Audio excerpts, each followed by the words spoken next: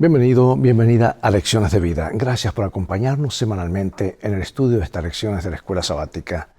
Yo considero la escuela más grande del mundo, la escuela que durará por la eternidad y pronto Jesús será nuestro maestro. Una niña pequeña observaba a su abuela plantar bulbos de tulipán en el jardín. Confundida preguntó: «Abuela, ¿por qué estás enterrando unas cebollas que están perfectamente bien?» Y la abuela se rió y respondió: «No son cebollas, son tulipanes. Los entierras ahora y en la primavera regresan hermosos». Y la niña entrecerró los ojos al mirar los bulbos que su abuela estaba enterrando. «¿Esas cosas feas mueren y luego regresan elegantes?» «Exacto», dijo la abuela. La niña pensó por un momento y luego preguntó: ¿es todo lo que nos sucede a nosotros cuando Jesús nos despierte de entre los muertos? ¿Regresaremos más elegantes? En realidad no es una forma mala de expresarlo, ¿verdad? Y es probablemente que Pablo hubiera sonreído ante la pintoresca expresión de la niña. Y ahora en 1 Corintios 15, Pablo afirma algo radical: la resurrección es real y nuestros cuerpos quebrantados y ordinarios serán resucitados en gloria, transformados, perfeccionados y mejores de lo que jamás podíamos imaginar. Esa es la esperanza cristiana. La muerte no es el fin. Para el creyente, la muerte es tan solo un periodo de espera o un sueño invernal previo a la gran transformación. Estudiemos este maravilloso tema. Te invito a buscar 1 Corintios capítulo 15 y ya regreso.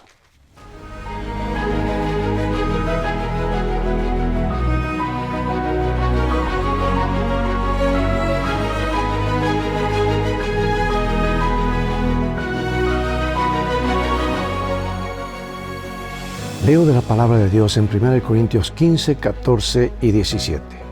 Y si Cristo no resucitó, vana es entonces nuestra predicación, vana es también vuestra fe. Y si Cristo no resucitó, vuestra fe es vana, aún estáis en vuestros pecados.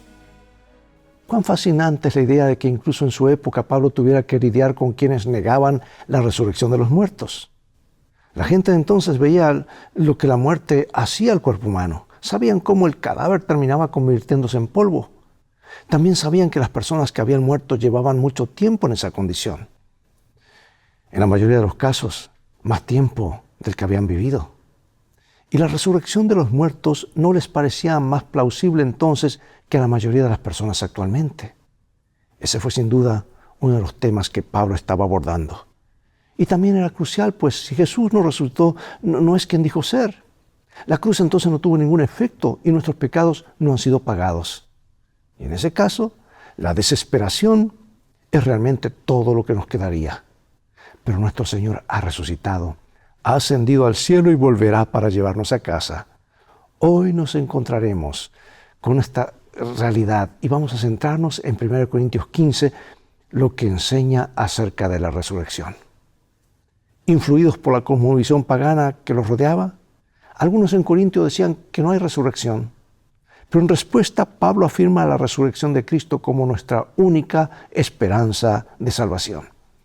Y Pablo comienza 1 Corintios 15 centrándose en el Evangelio. Dice que, número 1, lo predicó a los corintios. Número 2, ellos lo recibieron. Número 3, se mantuvieron firmes en él. Y 4, fueron salvados por él. Y esta introducción prepara al lector para lo que sigue en el capítulo y muestra cuán esencial es la resurrección de Cristo en nuestra salvación. Su resurrección es una parte tan vital del mensaje del Evangelio que negarla contradice la fe en Cristo. Notemos qué tienen en común estos pasajes. Vamos a leer 1 Corintios 15, luego San Lucas, luego Romanos. Vamos a 1 Corintios 15, 1 al 4. Además, os declaro, hermanos, el Evangelio que os he predicado, el cual también recibisteis, en el cual también perseveráis, por el cual asimismo, si retenéis la palabra que os he predicado, sois salvos, si no creísteis en vano. Porque primeramente os he enseñado lo que asimismo recibí, que Cristo murió por nuestros pecados, conforme a las Escrituras, y que fue sepultado y que resucitó al tercer día, conforme a las Escrituras. Y él les dijo: estas son palabras que os hablé estando aún con vosotros, que era necesario que se cumpliese todo lo que está escrito de mí en la ley de Moisés, en los profetas y en los salmos. Entonces les abrió el entendimiento para que comprendiesen las Escrituras y les dijo: así está escrito, y así fue necesario que el Cristo padeciese y resucitase de los muertos al tercer día, y que se predicase en su nombre el arrepentimiento y el perdón de los pecados en todas las naciones, comenzando desde Jerusalén. Pablo, siervo de Jesucristo, llamado a ser apóstol, apartado para el Evangelio de Dios, que él había prometido antes por sus profetas en las Santas Escrituras, acerca de su Hijo, nuestro Señor Jesucristo, que era del linaje de David, según la carne, que fue declarado Hijo de Dios con poder, según el Espíritu de Santidad, por la resurrección de entre los muertos. Y aquí encontramos, hermanos, que en 1 Corintios 15, 1 al 4 se encuentra un resumen del mensaje de Pablo. Porque no importa si las palabras conforme a las Escrituras se refieren a pasajes concretos del Antiguo Testamento o a este en su conjunto. La muerte y la resurrección de Jesús cumplen las promesas de Dios que se encuentran en el Antiguo Testamento.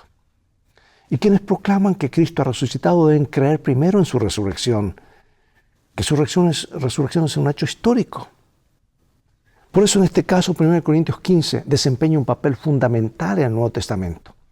Porque este pasaje proporciona una sólida evidencia bíblica de que Cristo fue visto por numerosas personas y después de su resurrección, muchas de las cuales aún vivían cuando Pablo escribió esta carta.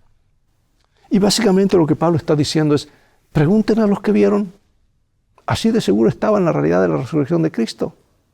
Y estas personas eran testigos oculares de lo que Jesús dijo que serían testigos de estas cosas. El Cristo resucitado, nuestra única esperanza. Y en 1 Corintios 15, Pablo explica cuán graves y terribles son las consecuencias de negar la resurrección, ya que sin ella los creyentes no tienen esperanza en el presente y mucho menos en el futuro. En general, los paganos no creían en la resurrección, especialmente en el mundo griego, con su creencia que el dualismo cuerpo-alma al morir, pues el alma ascendía según ellos a donde supuestamente van las almas de los muertos. Y Pablo comienza con una pregunta retórica que muestra su profundo desconcierto. ¿Cómo algunos de ustedes dicen que no hay resurrección de los muertos? Para el apóstol, no creer en la resurrección era algo inconcebible, especialmente en vista de la existencia de tantos testigos oculares de ella. Pero peor aún, si la resurrección no había ocurrido, la esperanza de los creyentes estaba basada en una mentira y seguían sujetos a las consecuencias eternas de sus pecados.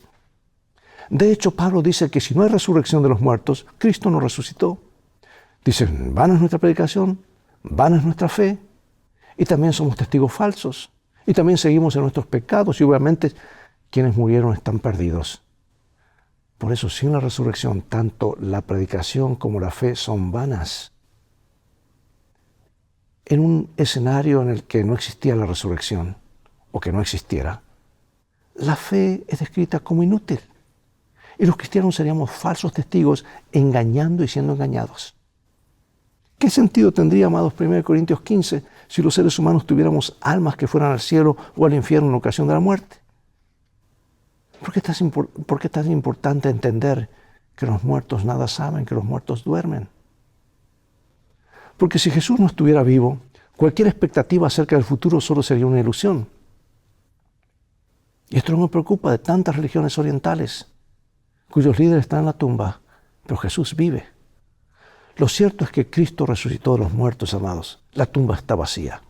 Y su resurrección es un hecho histórico. Y por consiguiente podemos estar seguros de que todos los que han muerto en Cristo resucitarán cuando Él regrese, porque Él lo prometió y Él siempre dice la verdad. El fin de la presente era malvada estará marcado por la resurrección corporal de quienes murieron en Cristo. Como el último Adán, Cristo devolverá el reino al Padre al entregar el dominio de este mundo. Y el sometimiento de Cristo a Dios debe ser entendido en términos de cómo se describe la relación entre Adán y Cristo. Como el Adán definitivo en el plan de redención, Jesús se somete por completo a la voluntad del Padre, algo que el primer Adán no lo hizo. Y en 1 Corintios 15, Pablo retoma su exposición acerca de la insensatez de negar la resurrección de Cristo. Y utiliza la ilustración del bautismo porque es en sí mismo un símbolo de la unión del creyente con Cristo al participar aquel simbólicamente de la muerte y la resurrección del Señor. Y en vista de ello, no tiene sentido negar la realidad de la resurrección. Sin embargo, lo que resulta difícil de comprender es lo que Pablo quiso decir con la expresión bautizado por causa de los muertos. Y aquí tenemos el comentario bíblico de Andrews del Nuevo Testamento que dice así: se han presentado varias sugerencias, pero la mejor forma de interpretarla es como una referencia a la decisión de algunos de ser bautizados para poder volver a encontrarse en la resurrección con sus seres queridos ya fallecidos. También puede referirse a la decisión de ser bautizados en respuesta a la vida ejemplar de aquellos que habían muerto en Cristo. Este caso se refería, pues, a personas que se bautizan no en lugar de los muertos, sino a causa de los muertos. Bueno, es una explicación clara, ¿verdad? En segundo lugar, arriesgar la vida no tendría sentido si no existiera la resurrección. Sería mejor, en cambio, deleitarse en los placeres de este mundo. Y la gente que no tiene esperanza dice: este mundo es todo. Vivamos aquí para ahora, comamos y bebamos, que mañana moriremos. Pero el cristiano tiene una esperanza más gloriosa. Vamos a ver ahora nuevamente 1 Corintios capítulo 15, versículos 35 al 39.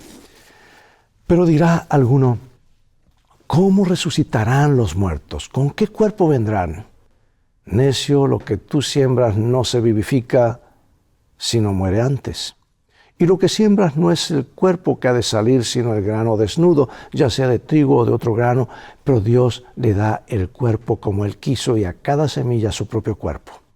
No toda carne es la misma carne, sino que una carne es la de hombres, otra carne es de las bestias, otra de los peces y otra de las aves. Y Pablo aquí aplica 3 analogías para ayudar a sus lectores a comprender lo que sucede en la resurrección.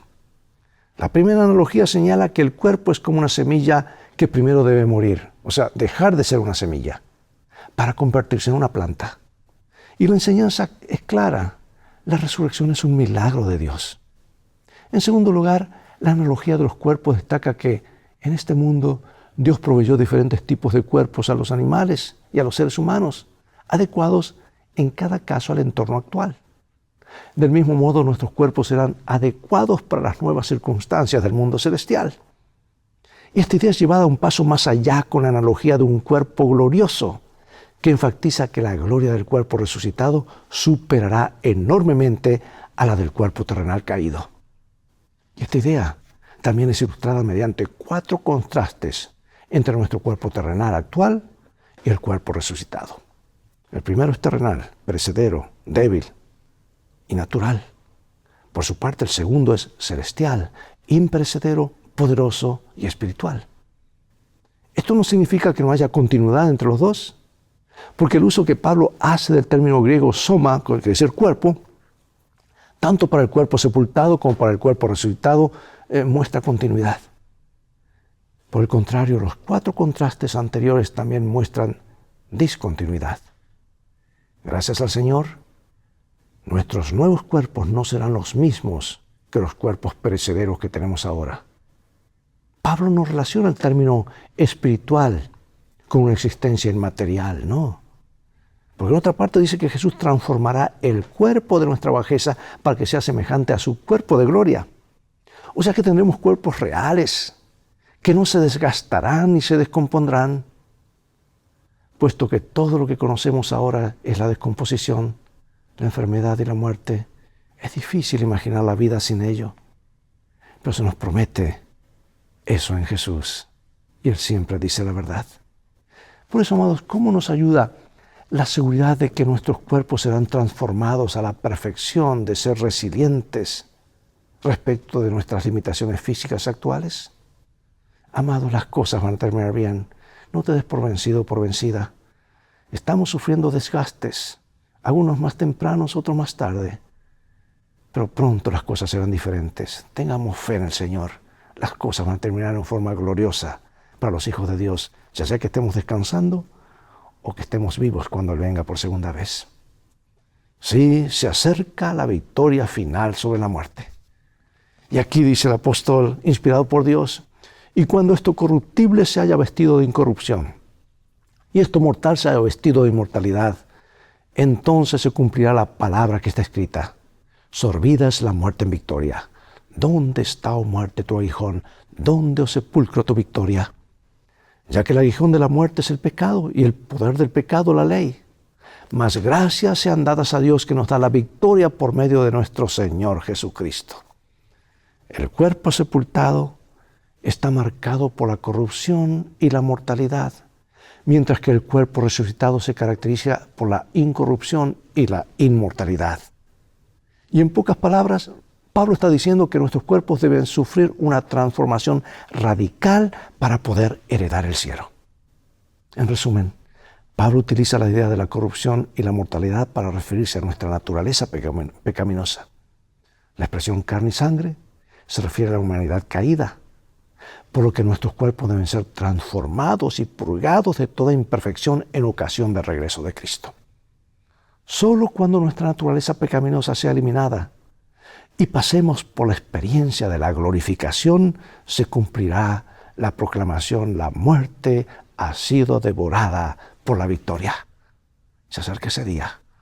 Entonces se cantará este himno audaz y desafiante: muerte, ¿dónde está tu aguijón? Sepulcro, ¿dónde está tu victoria?